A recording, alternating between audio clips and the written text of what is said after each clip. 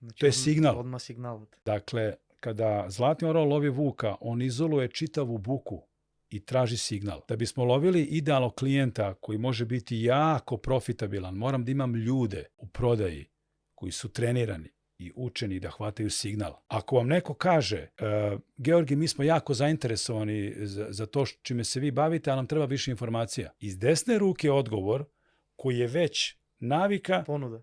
Tako je, biće verovatno predvidivo naše pitanje, dobro, šta vas konkretno zanima. Da. To je pitanje koje te apsolutno stavlja u defanzivnu poziciju i pitanje s kojima si već izgubio prodajni razgovor. Odgovor iz leve ruke bi bio nešto potpuno drugo. Odgovor na to pitanje bi bilo, a i pored toga što vas zanima više informacija, ipak vas je nešto motivisalo da prihvatite sastanak. Šta je to? Okay? Znači, to je signal. Odmah signal. Tako je, to je hvatanje signala.